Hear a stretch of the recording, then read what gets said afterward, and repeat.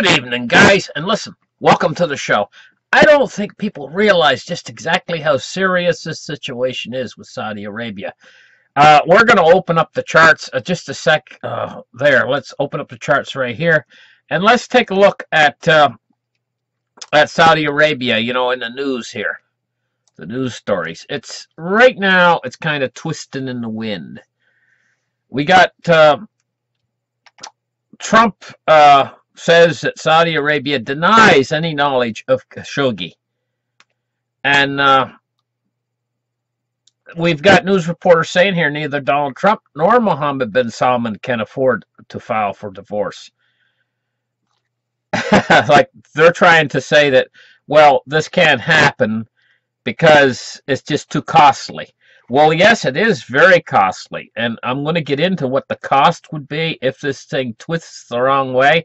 Right now, it's twisting in the wind. It could go either way, depending on how the evidence comes in. And the evidence is not in yet. I'm going to go to an article right here.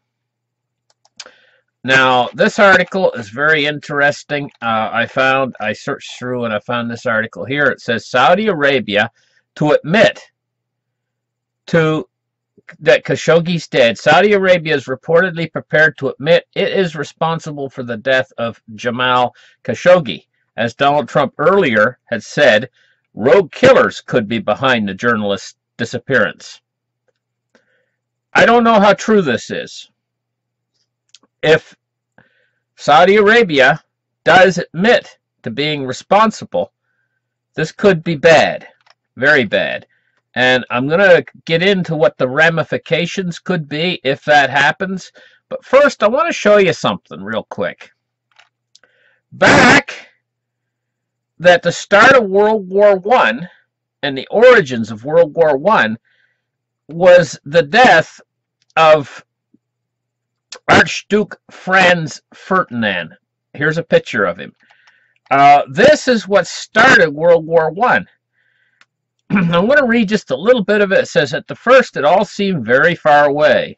The possibility of a great war engulfing Europe had not become a reality since the terrifying days of the Napoleonic Wars, but it did not begin due to failure of diplomacy. The reason for the beginning of World War I all started with one wrong turn taken on a road in Sarajevo. On 28th of June 1914, the Archduke Franz Ferdinand and his wife, Countess Sophie, were assassinated in Sarajevo, Bosnia. It was the couple's 14th wedding anniversary.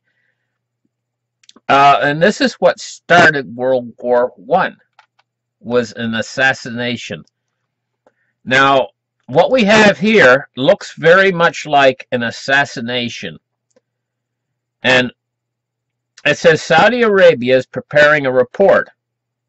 Okay, so this is, if they're preparing a report, this is what this all hinges on. It says that report would admit Saudi journalist Jamal Khashoggi was killed as a result of an interrogation that went wrong. CNN reports citing two unnamed sources. There was also a suggestion that they had intended to abduct Khashoggi and take him to Saudi Arabia. One source cautioned that the report was still being prepared and could be changed, CNN said on Monday.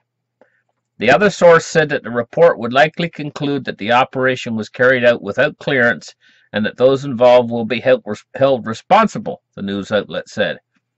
Earlier, U.S. President Donald Trump said he had sent Secretary of State Mike Pompeo to Saudi Arabia and raised the possibility that rogue killers could be behind the disappearance of Khashoggi, who vanished after entering the Saudi consulate in Turkey nearly 2 weeks ago. It comes as Turkish and Saudi investigators on Monday were to begin conducting what Turkish officials called a joint inspection of the Saudi consulate in Istanbul, where Saudi journalist Jamal Khashoggi went missing nearly 2 weeks ago. Now, here's the thing I want to get to about all this. We have to wait and see what happens with this situation. But I'm going to say that if the United States launches punitive sanctions against Saudi Arabia, we're going to get very different results than the United States launching, say, punitive sanctions against Russia or punitive sanctions against China. The Chinese, I must say, have been extremely tolerant of these tariffs that have been launched against them. It's almost like sanctions. It works very similar. And Russia has been very tolerant of the sanctions that have been launched against Russia. But I do not think, in my opinion, that Saudi Arabia will be tolerant at all of any sort of punitive action, sanctions or otherwise.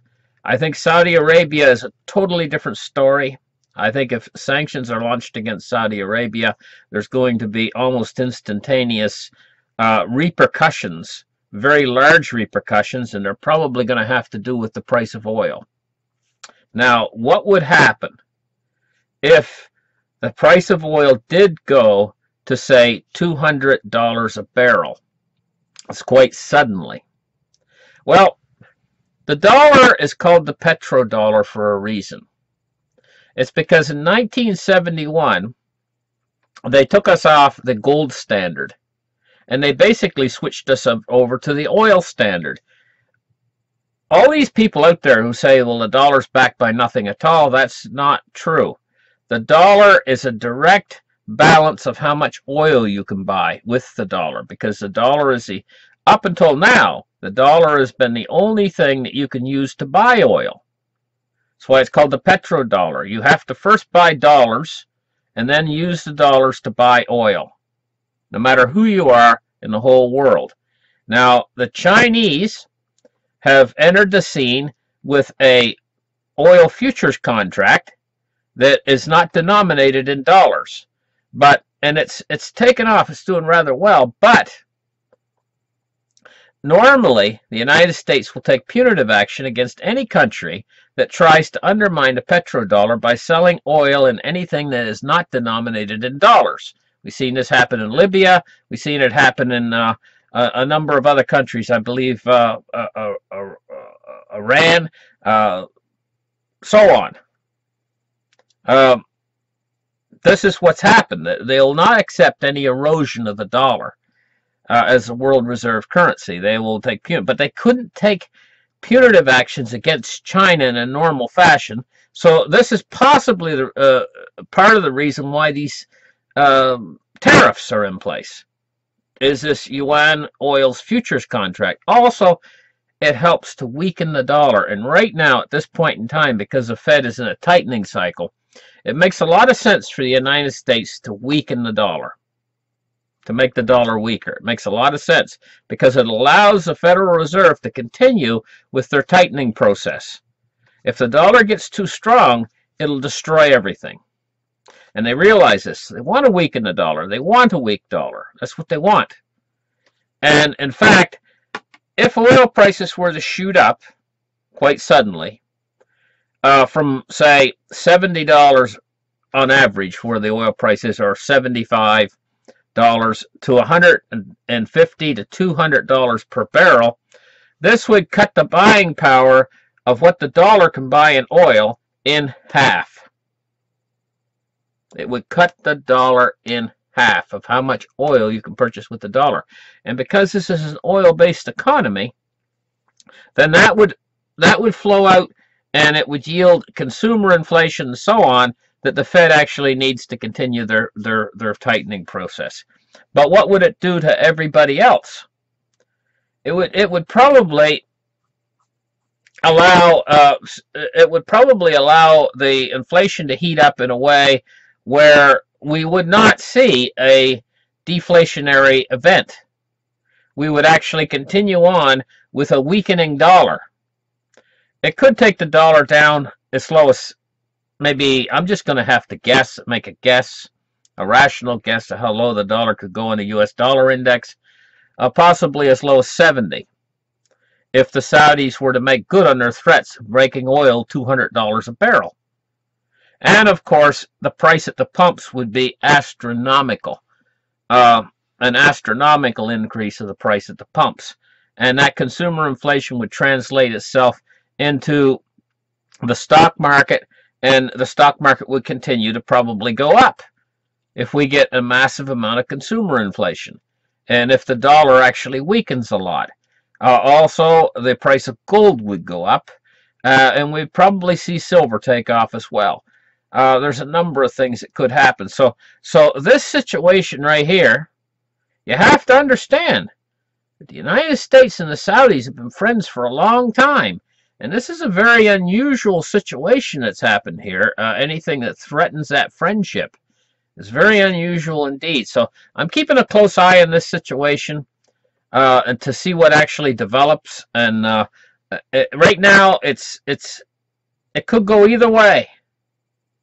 Really, I'm like 50-50 on it in my mind, which way it could turn here. And so this is very interesting. Thank you guys for listening. Like and subscribe, and we'll catch you in the next show. Bye-bye, guys.